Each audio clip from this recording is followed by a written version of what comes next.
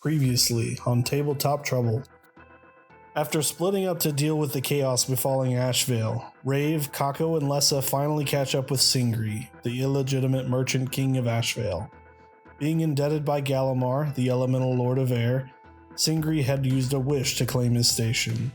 And now, being cornered by those who know the truth, Singri called upon Galamar to grant him one last wish: immortality. But genies rarely grant wishes as the wisher intends, and in granting Singri's final wish, he was transformed into a demon. Meanwhile, Isaac and Whizz returned from their jaunt in the celestial plane, and in doing so discovered not only had the shard Isaac carried been revitalized, but brilliant pillars of light emanated from the remaining shards of Sildara. Scattered across the land, Issa frantically recorded their relative locations. But Isaac and Whizz did not have enough time to process this discovery, as the rest of their party, finally able to reach them with the speaking stone, informed them of the situation with Singri. Eager to rejoin their friends, Whizz cast a fly spell on himself and Isaac, and they rushed to their aid, dodging attempts at capture from Ironjaw's forces. They arrived just in the nick of time to prevent Singri from escaping, and together the party managed to send the newly transformed demon to hell. But without a king, what now will happen to the city of Ashvale?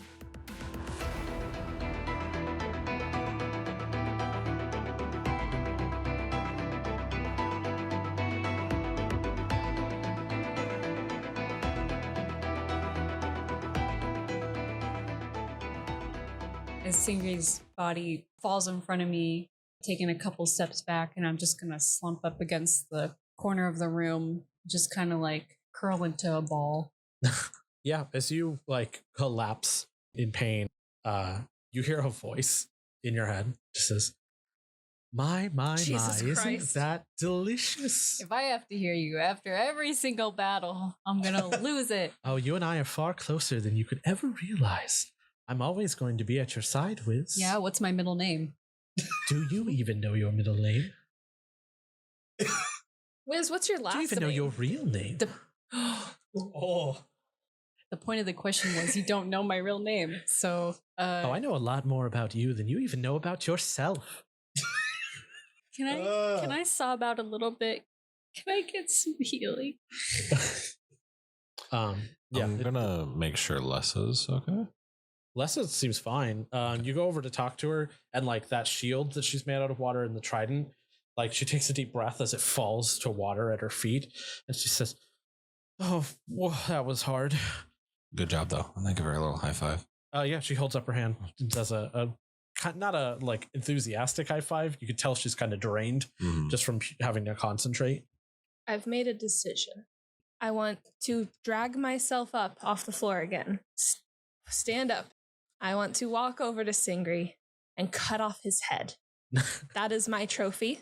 Yeah, you slicing away at this head, and as you slice through the last tendon and pull it free from the Please torso. tell me he doesn't turn back into Singri. No. Oh, thank God. No, he That'd be hard to explain if I show up to Ostro with Singri's head. You free the head from its body, but you hear the door behind you creak open.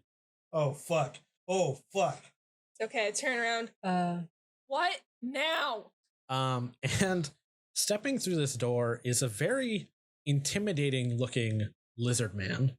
He's wearing a large black cloak that is adorned with a yellow trim, and the bottom of his jaw has been replaced with a steel prosthetic. Fuck!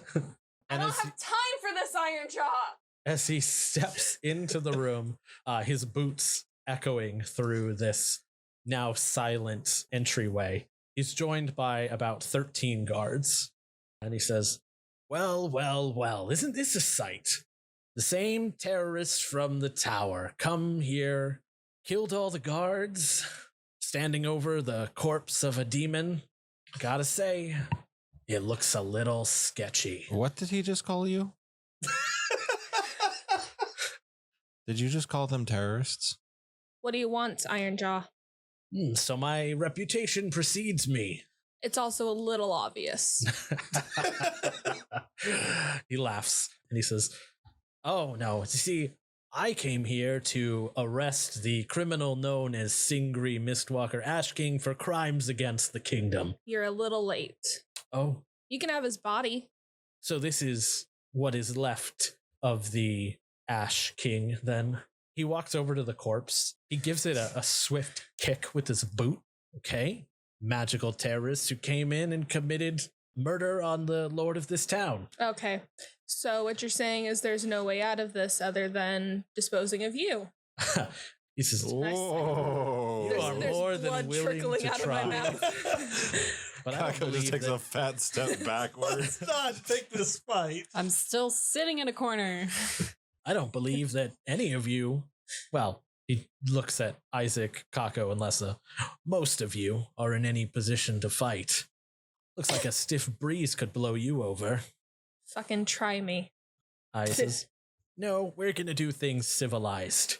Boys, cuff them. And the guards in the room Kinky. begin to head towards your direction with manacles. God damn it. I'm throwing punches. Fucking punching. I'll no. make this easy. Oh my god. No. Hold on, hold on, Punch. hold on. So they are about to enter the room fully? They have entered the room at this point. Here, there's 13 of them. No. Look, are we surrounded? That's what I really should be asking. Yes. Fuck. Never mind. And we're all Okay. spread out anyway. God damn it. I don't want to be arrested. I mean, Hey, not do they again. provide medical care in jail?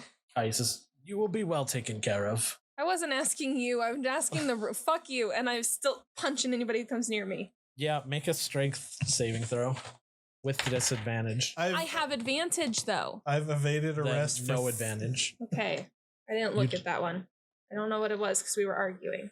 It probably was like a 20 or something. What is that? What does a 13 get me? It gets you thrown to the ground by two of these guards who pin you to the ground and shackle you up. I bite. I bite. I've evaded arrest for 13 years. I'm not going down quietly. That's not true. You were arrested in the last arc. Fuck. Isaac, this is kind of a reoccurring theme for you at this point. No. He says, bring them to the basement. There should be some sort of cell down there. And sure enough, the five of you are trudged to the basement. I'm still trying to headbutt the guards. And you guys are thrown into cells. And one of the guards reaches into his pouch and tosses you a healing potion once you're locked up. What kind of healing potion? It's a greater healing potion. Okay, that's what. He also hands one to you, Whizz. I drink it real fast, but then I flip them all off. And as you guys are sitting in these cells, a couple minutes go by, and a guard comes to your cell, Kako, and opens the gate. All right, you're up. Okay. I follow the guard. Yeah, he leads you up to the second floor into a room you're actually familiar with because you've been in there before. It's formerly Singri's office. And as you walk into the office, you see this lizard man sat behind the desk, his feet on the desk that Singri previously sat behind. And he's got his hands behind his head. And as you come into the room, he says, please uncuff him, take a seat. Thank you. And I sit down. And yeah, he uncuffs you.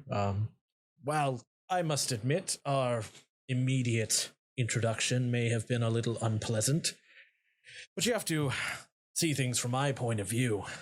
I walk into a home of a noble surrounded by dead guards, and you, standing over a corpse, you claim to belong to the former merchant lord. Yes. And I understand your confusion. However, you do not possess all of the facts, or at least you didn't in that situation. He says, and that is why I have called you here, Mm. is to find out these facts. I'm not sure if you've heard of me before, but I have a reputation for being unreasonable that I find to be insulting. I understand. People think that I don't speak common very well, and personally, I think that I have quite a good grasp of the language.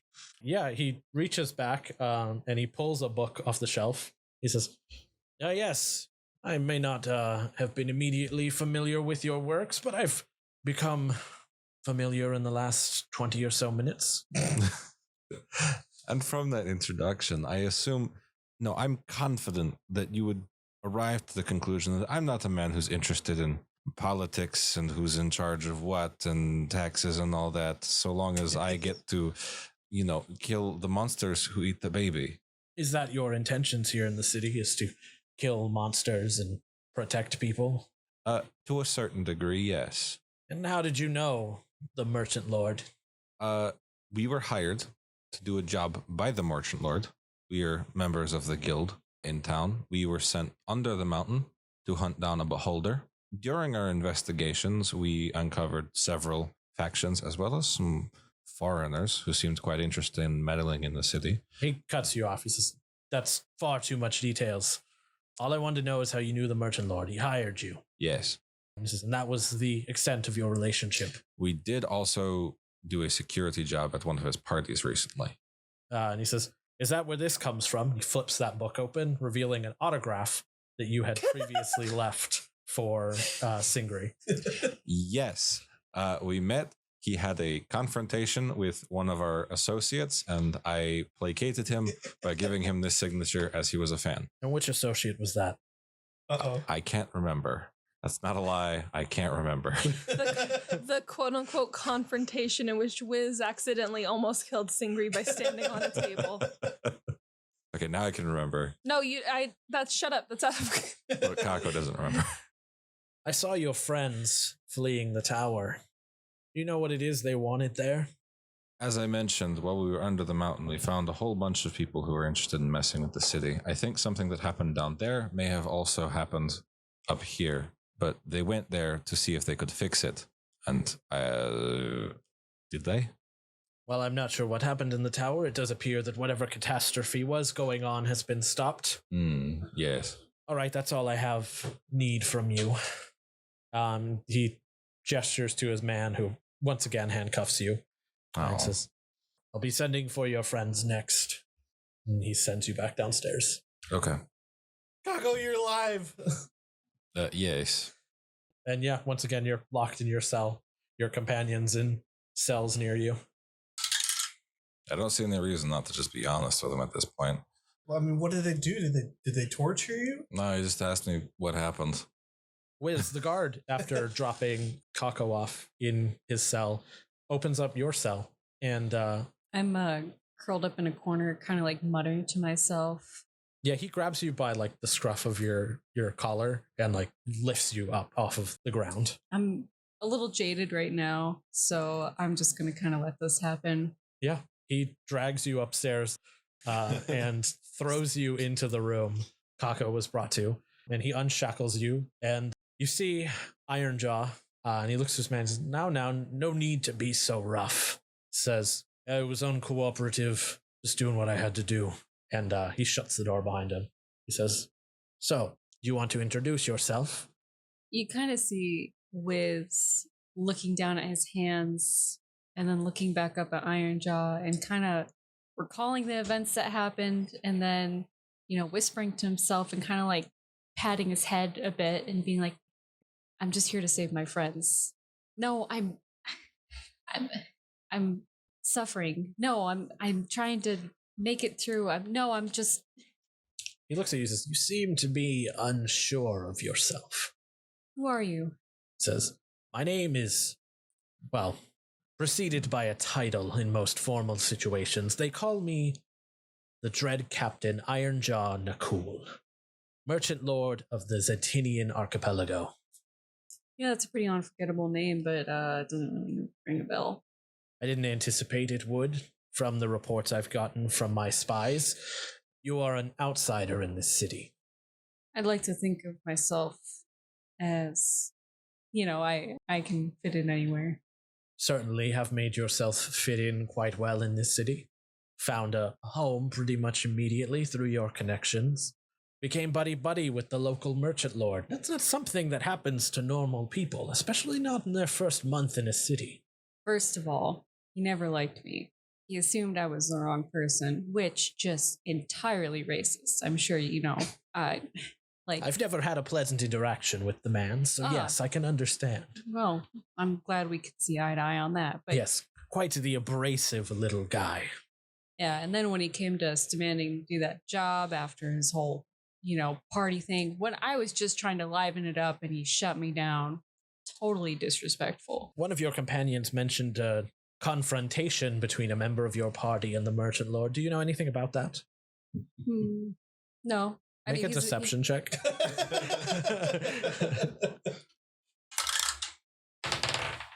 14.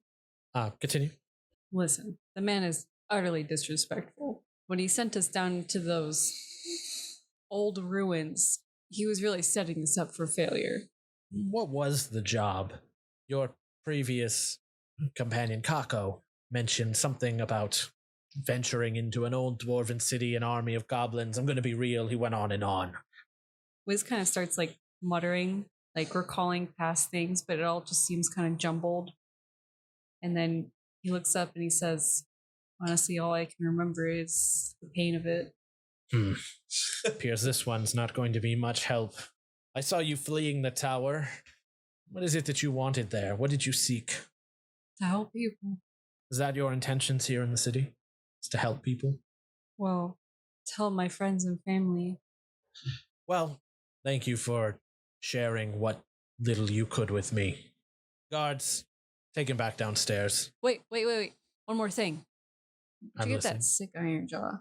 Like, I mean, just who did that job for you? Like, if I was gonna go, You get see, something like, that his done? brows furrow.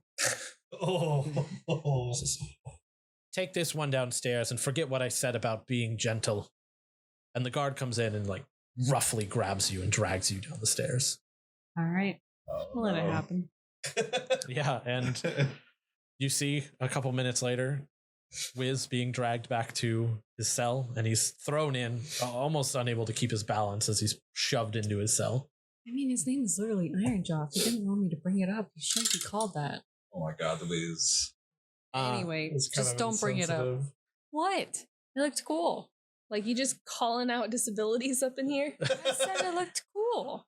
He comes to, the guard comes to your cell, Isaac. God damn it. Nice wheelchair. Where can I get one? And he unlocks the cell and he says, "You going to cooperate, or am I going to have to rough you up like your friend there?"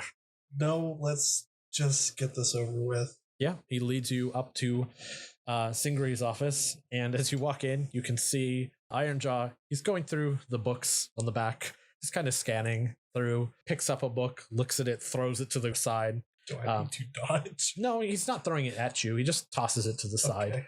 And as he hears the door, he turns around. He says, the other terrorist. No? No. From what I've heard from the streets, you ran immediately towards a large surging font of power. Gee, it's almost like it didn't have that problem after we left. Fair enough. What is it you were doing there? Fixing it. Out of the goodness of your heart. Maybe I just don't want to die. Maybe I would feel bad if other people happen to get harmed by it. He steps around the desk, and as you're sitting in the chair, like, rubs your shoulders, like, really hard. Yeah. And he says, Now, no need to be so upset. You're so tense. And he digs his claws into your shoulder. Don't jump up Okay. my heart. So, Okay. What you doing? what really brought you to the tower? And what do you know about the shards of Sildara? I have it on good authority that you're in possession of one. Shit. We left it with Issa. Make a deception check. 15. So that's not the story she told. Shit. She says, you were the last with it. Said she gave you an interesting map, too. Very talkative thing, that one. Damn it, Issa. Why do you want to know? I'm just trying to understand your intentions here. I really doubt you could comprehend even if I tried to explain. He loosens up on his grip and says, Try me. He steps around the desk. Let me level with you. All I've wanted is honesty. Then let me explain where I'm coming from. I spent way too many years in Allura running from people like you who want nothing more than to interrogate and poke and prod and just have their fingers in every little thing. Why the hell should I trust you with anything? He slams his fist down on the table, on the desk, and he says, I am nothing like your Inquisition. The only reason the 5 of you are still alive is because I will it. Should I find your answers wanting, I will change that. From my position, you stormed the manor of one of my 4 closest allies and have his blood on your hands. So think about things from where I'm sitting and explain to me why you are worth living. If you're going to ask that question, I'm going to tell you I'm not. But that's beside the point. Those people were already dead when we came here. That thing that I assumed was Singri, what were we supposed to do? Let it run rampant? That's all I wanted, was a little bit of honesty. So, you came to this manor with the intentions of helping, just as you claim you came to the tower with the intentions of helping. Sure, maybe not helping Singri, but I sure as shit wasn't going to let my friends die. He says, I need to see what your intentions are. For now, I'm going to send you back to your cells. I have one more of you to speak to. And you're brought downstairs. And in a similar scene, you are locked back in your cell, and Raev, the door is unlocked for you. Okay. Are you just being let up? I just go willingly. Yeah, you head up the stairs to the office where Ironjaw is waiting for you. As you come in, he has got both of his hands on the table as he's frustrated. Hopefully this is more enlightening than the last one. Oh, I'm sure it will be. Take a seat, Miss Maelstrom. I prefer to stand. Fine. You are a native here in the city, if I'm correct. Maybe not from here, but from around here. Sure. What compelled you to team up with 4 fugitives from the north? 1, I wasn't aware they were fugitives when I met them. That information came later. And 2, my relationships are none of your business. He says, from where I'm standing, this is all my business. I am currently the ruling merchant lord of this city in the absence of another lord. And seeing as you killed the previous lord, it is my responsibility to find out the reasonings. Why were you already in the city? He says, I received word from your brother. Which one? He says, Alvop, former knight of the Merchant Lords. I believe he was excommunicated and left for dead after he refused to bomb the walls of the city. A messenger was sent for me. A man in a Black Raven's uniform approached me with a message from him, saying that someone was going to attack the city. Now you see, I had already received another communication regarding Singri and his... You see, I was friends with the former merchant lord here in the city, though I can hardly remember a thing about him. Don't you find that strange? I used to not, but, you know, now that it's been called to my attention and he hired us to dispose of the only creature that could prove his fraud, yeah, it's fucking weird. I don't like when people take things from me, so I came here in order to get payback for what he took. Plus, I met with the other merchant lords. He stopped paying his dues to the Alliance about 3 months ago, and we've heard about his haphazard parties and throwing around of cash. I can only assume that he sought to drain this country of its resources, so I've stepped in to seize them from him. He claims, as I'm sure you've heard from so many people tonight, that he was only trying to help. It seems like everyone is trying to help. And well, everyone is so selfless. Yet, people are still being murdered.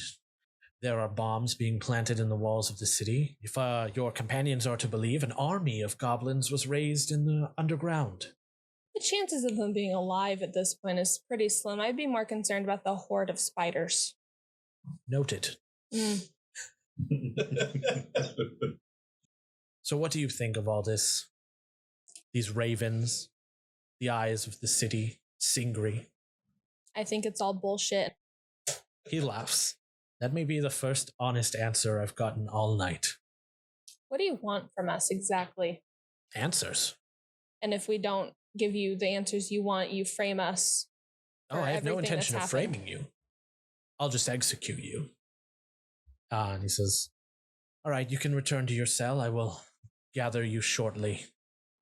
The guard leads you back down to your cell and locks you up, and you guys are just waiting for a little while. Hey guys, Yeah, I'm sorry I didn't protect you better. I think we're all sharing that right now. But we Right. did the right thing, right? I stand by what we did, Lessa. You guys shouldn't have gotten hurt. I should have been there. I should You're have. literally spitting blood right now. I mean, if anything, we should have been protecting you. I should have stuck with the plan. For the moment, I think we should probably all just get our stories straight, which we probably should have done before we were all interviewed. Yeah, I mean, no, the story makes is sense. the truth.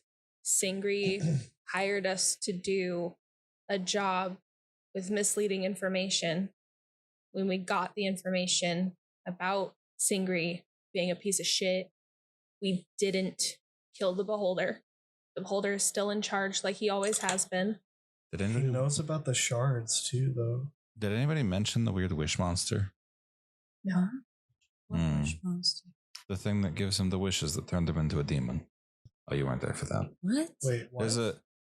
There's a thing. Glue man. Galamar? Oh, Fuck I know yeah! that First guy. name I remember. Yeah, that guy. When we confronted him, he summoned that guy and said he wanted to use a wish, and then he wanted to be immortal. And then Galamar turned him into a demon, which is very funny. Dude, I thought I was tripping. Also, Singri said that I knew Galamar.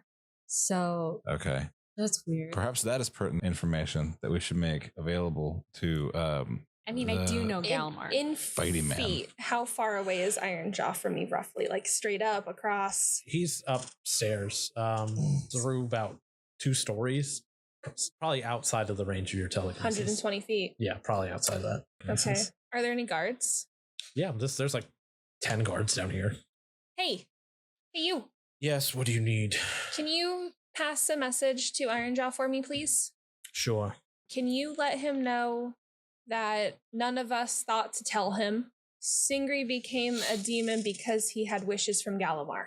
As you're telling the guard this, you hear footsteps coming down the stairs. And it's Ironjaw, and he says, Oh, hey. "Now that's an interesting thing you just said." He Unless yells I to wasn't his guard. interviewed. He says, "Galamar, is that the guy with the shrine down in the islands?" And he says, "Yeah, I think so." Regardless, this is a problem for later. Why don't we address what we need to focus on right now? Okay. What is that? I have found half of your responses to be adequate. I must applaud Kako and Raev for their honesty. However, the rest of you have left me wanting. Best friends forever. Best friends forever. Let's slide Okay, our way out of In this. the rest of them's defense, the rest of them kind of dumb. Love you guys. He's going to say, "No, I will offer you one last line of defense." He orders his guards to unlock the gates. All of our gates? Yes. And he says, "I offer you trial by combat." And he pulls out a pistol from beneath his coat. Okay, hold on. This is not fair. I need to take a nap first. Nope, Yes. no naps. One shot ends it. I've loaded this bullet with a potent poison. One shot and you'll be dead within 60 seconds. Choose your champion. It's me. No, Raev. No. It's me. Okay. No. I put my hand out. No, I Stop. put my hand out in front of hers. Isaac, I need to do this. Raev, I'm here on borrowed time. If anybody's gonna take that, it should be me. He says, Final regardless decision. of who you choose, should you fail, you will all be murdered. Choose your champion. I will do this. He walks over and he hands you the pistol. Fucking Hamilton, Mike. It's not related. It's above. He says, I choose my champion myself. And he draws his own pistol from his jacket. You just made this decision for her a whole lot easier. And he turns his back to you. Okay, I turn my back. Just to be safe, I'm going to stand next to Isaac and put my arm like in front of him. Just in case. Why? Why? Just in case you get the urge. He says, Just in case. 10 paces, then turn, then fire. I take my 10 paces. I need you to roll initiative. I got a 17 and a 17. Okay, you have advantage. Advantage on initiative. Okay. You both turn. Your gun is up first. I fire over his shoulder. You fire, and the bullet sails past him. He raises the gun towards you before he turns it on himself.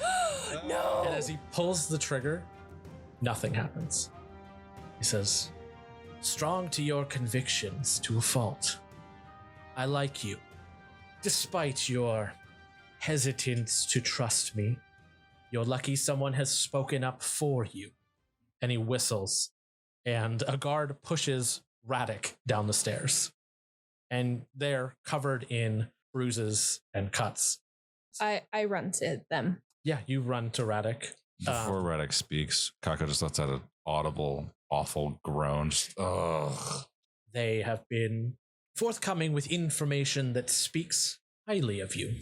Forthcoming? Really? With a little bit of work, yes. Ironjaw reaches into his jacket and pulls out a healing potion, tossing it to you, Raev, and says, "Go on, heal them. And I do. Sometimes you have to pull some teeth to get some information. Not literally." Okay. I lifted Radek's lip. Yeah, I was No, gonna he- say. they have all their teeth. And Radek looks at you, Raev, and says, "Sorry, I held out as long as I could." I just hugged them. And Ironjaw looks at the group and says, "You're all free to go. Though I would stay in the city. Why? Should I have more questions, I would like to know where you are." What could we possibly have that you want? It says, "That's for me to know. I guess you'll have to find out another time." Ugh. And he lets out a smile as he waves you away. I don't want to stay in the city anymore. So we leave? If you want, you're free to go. Group? Will we leave? Or do we I just mean- live in the dungeon? No, we leave and go home and take nap. Yes. Outside of the manor, a large group of people have gathered, trying to figure out what has gone on. But a large group of these military men are blocking their entrance. And as you walk up to the gate, they let you through and into the crowd. What's up? How's it going? Want to go turn in that monster head to the wall? Yes. Let's do that. Astra, help. Oh, I pull out Laura's head from Baggedy. Oh my god, we've got two. Oh. Hey, let's put both heads in Baggedy until we get there safe. Yes. Oh, I pull it out and I put it back in. You see her like her tongue just kind of like rolls out, and then her eyes are like rolled into the back of her head. Must you bring out such gore in public? Putting it back. And Who is that? it's Avis, Oh, who's standing in the crowd. She says, I was sent to keep an eye out for when you reappeared.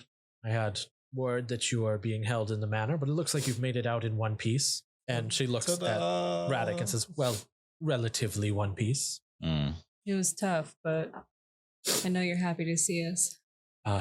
She says, "Yes, I'm very happy to see you." And then she looks like directly at Lessa and is like inspecting her like for wounds. Lessa's mostly fine. Lessa did. We take very good care of Lessa, and Lessa Yeah. kicked ass. Yeah, she was really stellar out there. I really did. I had a lot more control over it than I thought I was going to have. I am so proud of you, Lessa. And We all pat us. Pat, pat, pat, pat, pat. She looks at the rest of you and she says, "Well, I was sent here by Alfred. He is busy with the rest of the Court of Ocularies. Wanted to make sure you were in one piece after the teleportation spell misfired. You appear to be safe, though." Question: is my hand going off? Not near Avis, no. Weird. You look over your hand and she says, "I have been thinking about that. You haven't been able to come to the Circle of Insight recently." She says, "I know you don't want to lose your hand, but what if we augmented you?" You're going to have to be more particular with your wording there. And She says- common isn't my first language. I might get the wrong idea. Robotan. "I want to cut off your hand." Yes! Hell yeah, it's what I've been saying this That's whole pretty time. literal. And I Did pull you my catch axe that? out. Though I would not leave you wanting. I imagine not having an hand would put a temporary damper on your monster hunting abilities until you learned how to adjust. I would And I'm like say lining so. up the sight of my axe to his hand. She says, I have sent Issa on a excursion to procure a replacement. So we're not doing this now? Okay. And I put my axe away and I look real sad. Is it not possible to just find the spooky fuck who did this and then undo it? Yeah, but who knows how long that could take. I'm offering you alternatives. What kind of robot hand are we talking about? She says, well, we've procured a selection, so I would leave it entirely up to you. She says, No, nothing's so barbaric. Oh, that's sick as fuck, though. I would love an axe hand. I'll think about it once you have the things, but I'm not sure I do want to cut off my hands. Fine. If you really want to take your time with it. Really, I think if we chopped off your hand, we could probably track down who cast the spell on you. It's all very persuasive, but I need the tactile senses for monster hunting. She says, you're no fun, you know. My ex-wife said the same thing. Well, the rest of you, since you can't come, when the rest of you find a moment, you should head to the Circle of Insight, meet with Alfred. I imagine he wants to talk to you about what happened. That's fine. I need to give something to somebody anyway. I'm going to reach into Baggity and take out the big hammer. Don't give that back to him. I'm not going to give it back to him. I'm going to sell it to the lady I owe money to. Oh, okay. So are you going to go run another errand while everyone else goes to the circle? I mean, I can't go to the circle, but like we should do that he can't go to the first. circle anyway, not with his hand. Right. Yeah, and I mean, I don't want to make an excursion at some other point. Hey, you still got the speaking stone, right? Yeah. I hit us up when you're done. Okay. Yeah.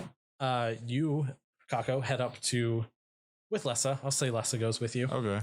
Head up to the smithing district, back to Elton's shop, the Arcane Anvil. You don't currently see Elton in the shop. Instead, you see her father, who is currently working the forge. And he looks up and he says, you're the dude with the cart. The what? Yes. The dude with the cart. Where is your... That's not what I heard. Did you hear the dude with the cock? Yeah. You're the dude with the cock? I do have one of those. My uncle owns a chicken farm. Where is Elton? On an errand. Assume she's picking up supplies. If I can help you, what did you need? I owe her money. He pulls out a ledger from beneath the bar and sets it out on the window. He says, what's your name? Kako, famed monster hunter. He looks at the book and says, it says that exactly. It says Kako, famed monster hunter, Akeo. Do you always introduce yourself as such? Well, yes, that is what I do. That's a little pretentious, don't you think? I'm not... Lessa, what does that word mean? It means full of yourself. Of course I'm full of myself. Who else would be inside? Like, that's just... Never mind. Yeah, it says here that you owe quite a bit of coin. Why would she loan you a magical item of such renown? Because I am that world famous. Anyway, I do have this gigantic mystical hammer. I am hoping that it will cover the difference. He looks it over, brings it over to the forge, pulls like a pair of goggles down over his face and begins inspecting it and runs his hands over it. He says, this is a fine piece. Are you sure you want to part with it? Yes. Far be it from me to look a gift horse in the mouth. You could fetch 5 times as much. Sure, our debts are settled. Okay. I wait for him to, like, strike off my name or whatever the fuck. Yeah, he Make sure writes it's official. down and crosses you out of the ledger. Cool. I probably wouldn't display it for a few weeks, but have He fun. says, don't worry, I have some people I know I can pass this around. Make sure it gets into the right hands. Wonderful. I must go. And then we leave.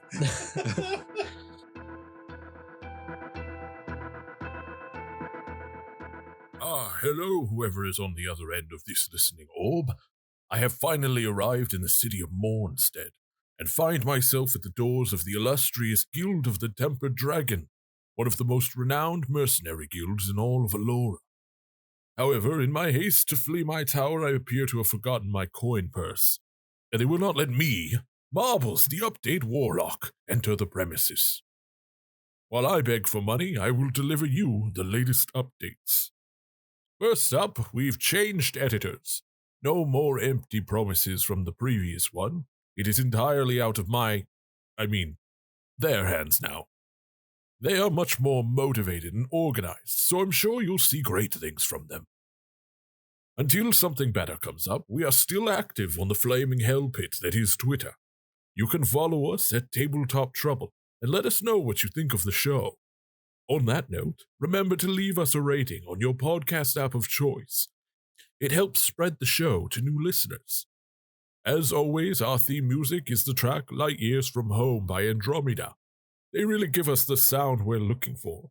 So if you want to hear more and support them, visit andromeda.bandcamp.com. That's all for today. Time to beg for coins or help.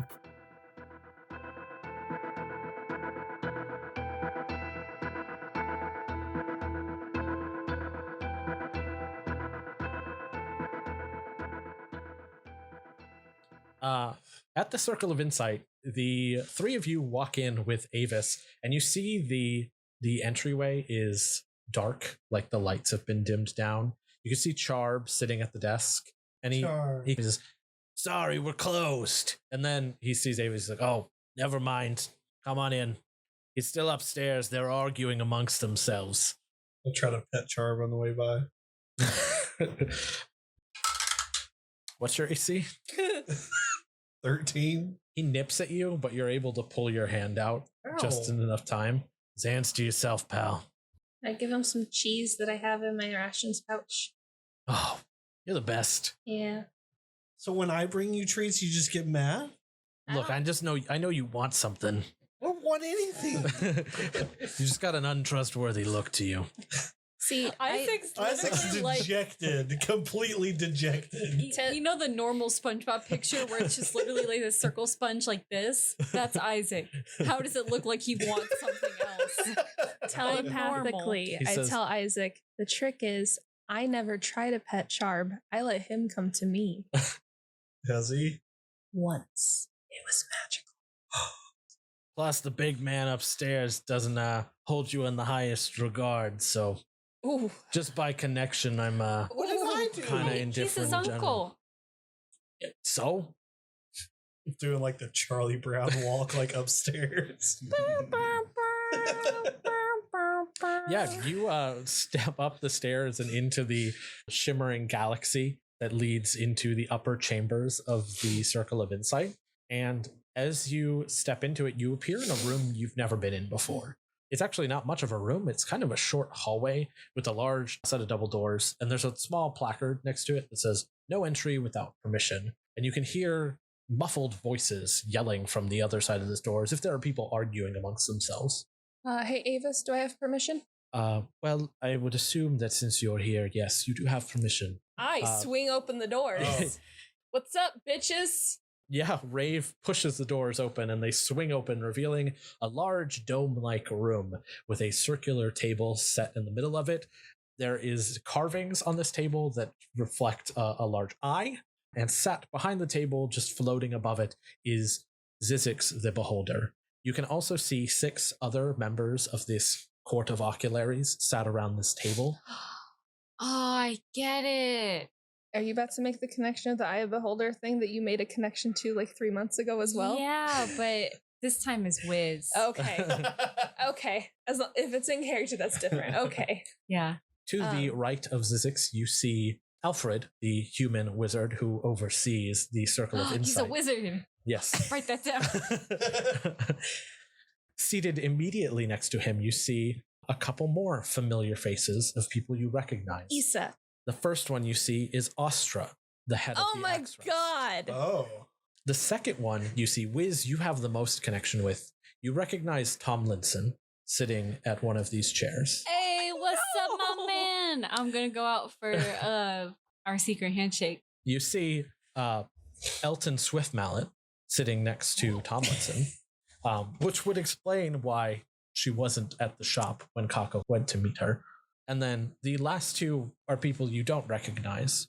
You see a drow elf in a fancy-looking suit, wearing a pair of thin glasses that he has to keep adjusting as he looks over the room.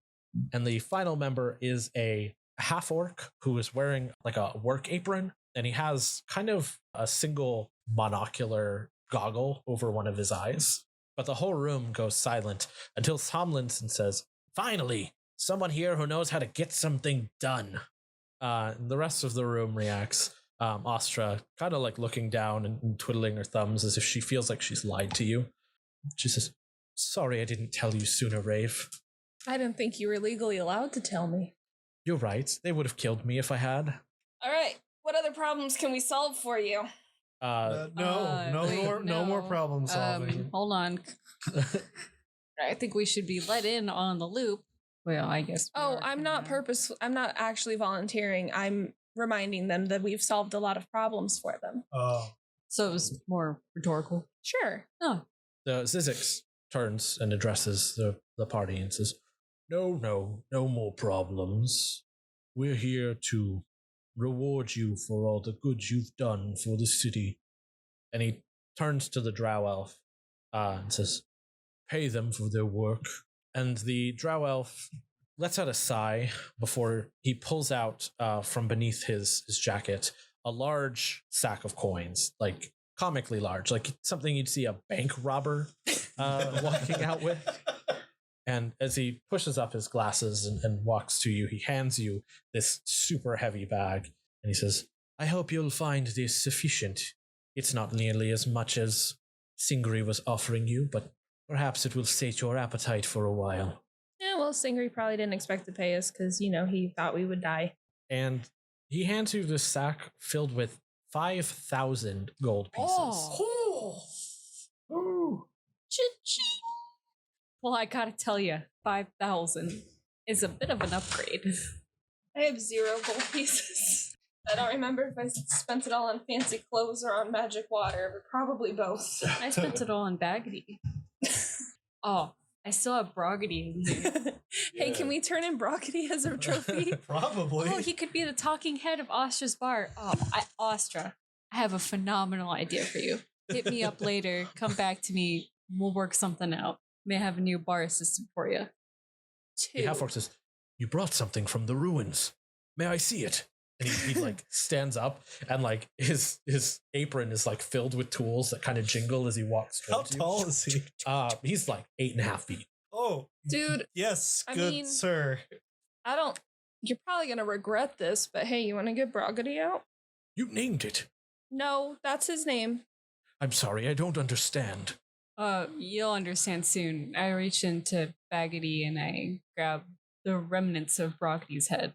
He lets out like a large as you bring him out of the bag. You don't need air. You're already made of stone. You're a statue. He says, "Oh, right, I forget that sometimes." I am so impressed you can remember his voice. What are we doing here? And the half-orc is like doing like a giddy step as he looks at it. "This is amazing. You must give this to me." He says, Hey, hands off. Well, I think you need some hands-on, and I kind of like gestured to the part of him that's been broken off. He says, "Still, that is quite a feat. Giving life to stone, something I've always dreamed of. I do not have much I can offer you, but..." He reaches into his pocket and he pulls out a small coin purse. He says, "But I'll give you this," and it's 200 gold pieces. Well, Is he going to get weird are with this you? head? Oh, he says, "Sorry, I tend to keep my life private. My name is Maladar Do'Orin, the architect of this city. I've built the Great Walls, or maintained them." Oh. What do those towers do then?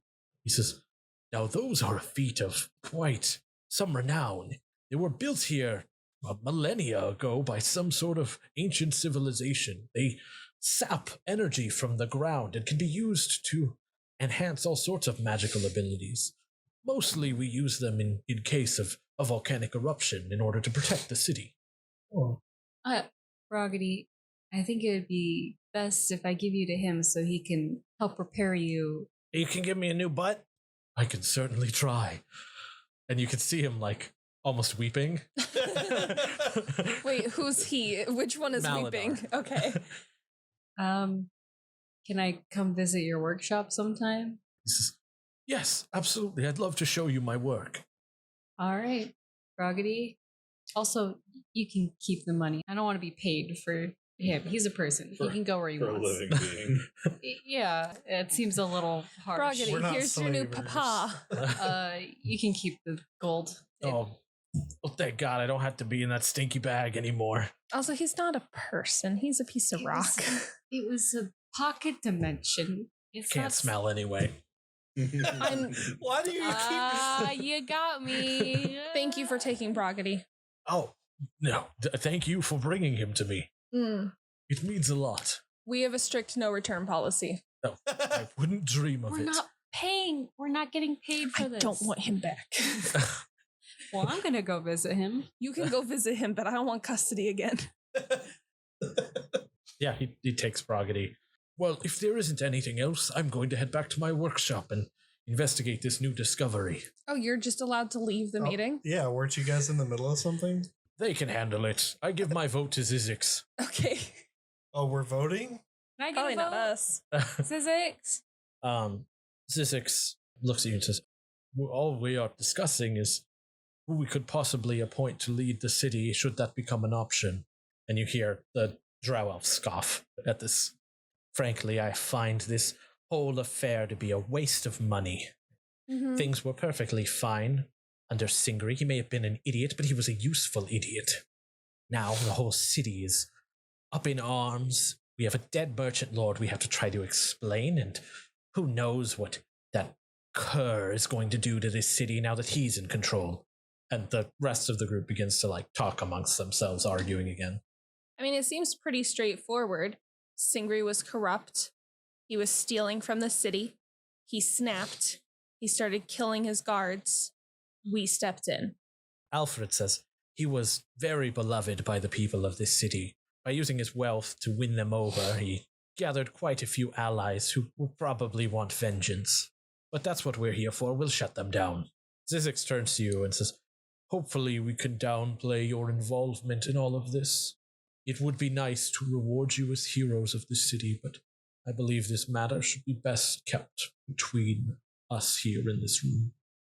The drow elf says, I've had enough of this charade. We're not going to be voting on anything until we talk to the Dread Captain.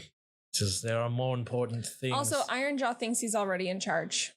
He told me himself he is in charge because Singri is dead. For the time being, we will allow him to play king of this city, though I do not intend to let him keep that role. And Tomlinson says, if we're done discussing, I'd like to leave. And Zizix says, fine. We'll call this meeting adjourned. They've been paid. We've figured out our story. Everyone keep your ears open. This isn't the end of this yet. The rest of the council begins to also leave this room until it's just Alfred and Zizix left. Are we done? You are free to leave whenever you like. I mean, with all the deception and politics and everything. Alfred says, I never wanted to deceive you, but I never wanted to put you in harm's way either. I do thank you for everything you've done for this city, though. All of you. Trust me when I say that I will not forget what you've done. I will put every resource I have to helping you with your cause.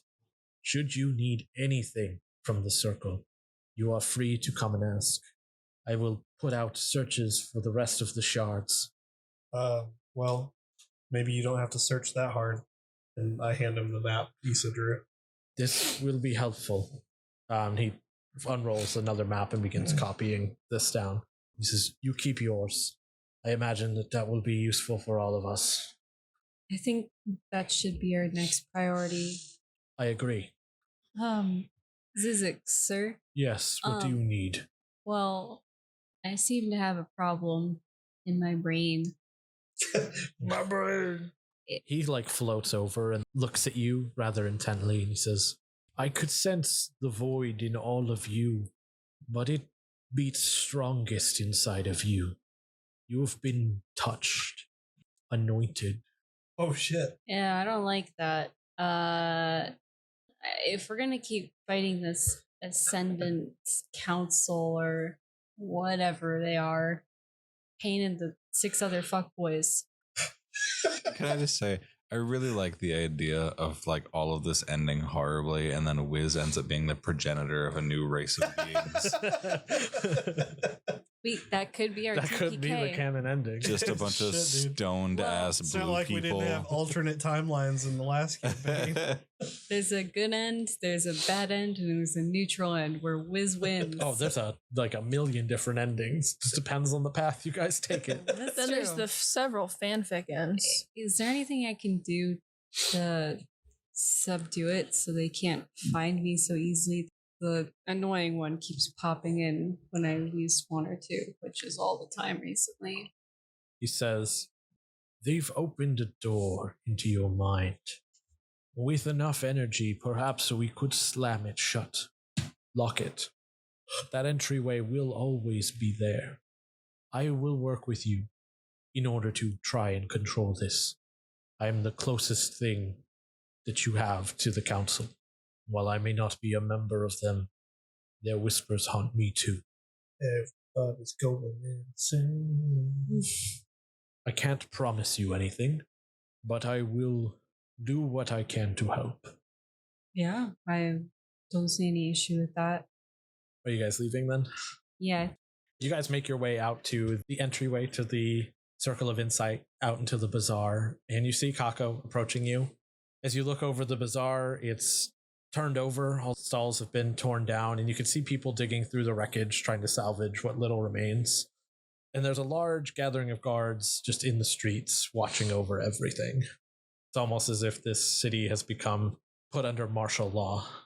And as you make your way towards the Axe Rest, you see an overturned bar. Tables are strewn all over the place, and you can see Ostra ordering around the members of the Axe Rest in order to get things in a livable state.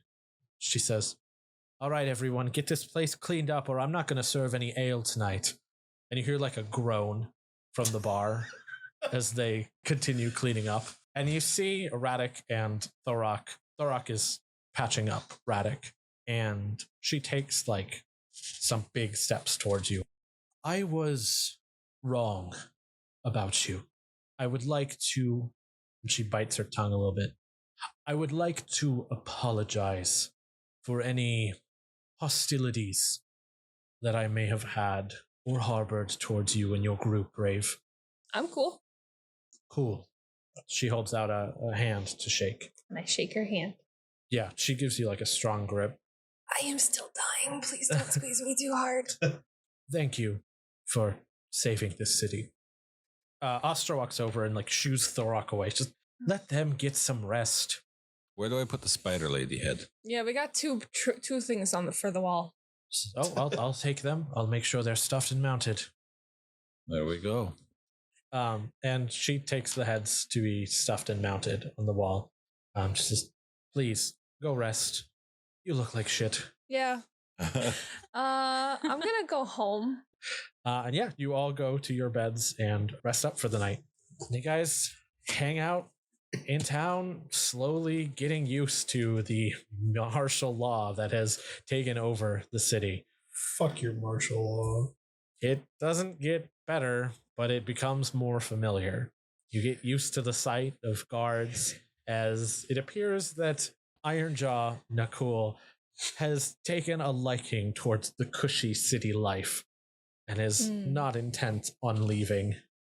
After a couple weeks of this, the town starts to come to life again as word of the Festival of the Four Winds begins to spread, an annual festival celebrating a extra normal event that happens once a year where the Four Winds gather at the tip of the mountain. And it's basically a big party. Everyone celebrates, there's food, candy, people dress up, and it's the closest thing this town has had to normal for a while. And the citizens have taken very much to the idea of normal again. One night, you're all sitting in the bar when you see a familiar face walk through the door. Uh-oh. Is it Charles? It's not. Oh. Who would it be? It's Eorith. Oh shit, it's the other one. He's wearing fancier set of armor. Not his military gear, but something that has led you to believe that he has more money than he had last time. And as he walks up to the bar, he places a sack on the bar and says, I have a trophy for your wall. And he places it on the bar. What is it? Astra takes it and she says, do I even want to know what this is? Oh no. And he says, no, but I'd like to see it on the wall. It is my trophy after all. And Eorth walks over to the table where you are all sitting and says, funny running into you again. I mean, not really. We work here. How are you alive? He says, I have my ways of getting out. Though I can't say the same for poor Turles, after you bashed his brains in with his own boar hammer, leaving him for dead down in the tunnels, and left the rest of us to die.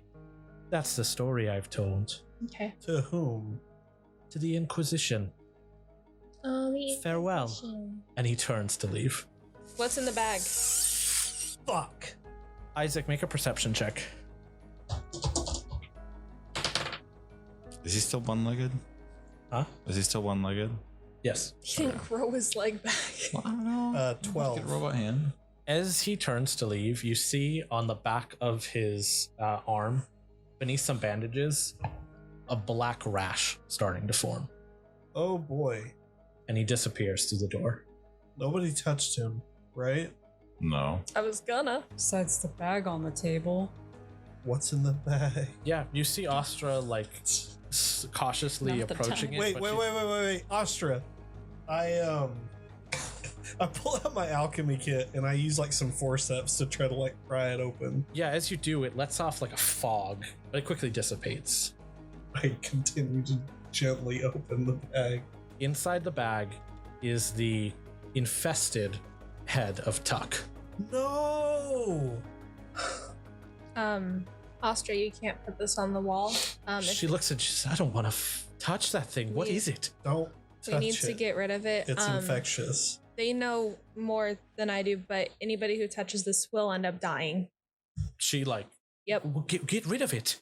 Baggedy for now. No. Don't touch it. Is there a fire? I can Going? make fire. There's a fireplace. I'm going to. Wait. Just want to say some last words for Tuck. Yeah. I know you didn't know him as well, Raev, but from the time we spent with him, he was a really good friend of ours. I mean, it seemed like he was a good father to you. You Big Pop. called him Big Papa. He's choked up. Out of character, I can't fucking deal with this. Okay. I just While you pat all are Whizz doing on the that, shoulder. I'm just gonna pick up like 2 like fucking spoons and just kind of like put it in the fire. Yeah, you deposit this head into the fireplace and it crackles and burns before it starts screaming. Not as if it's alive, just as if whatever Oh, parasite Allison. is still controlling it is letting out some final screams of pain as it burns off into ash. And as the screaming comes to an end, Astra says, now that that unpleasantry is out of the way, I have a job for you. And I'm afraid you can't say no to it. What makes you say that? She hands you an envelope sealed with the seal of the Dread Pirate, Narak.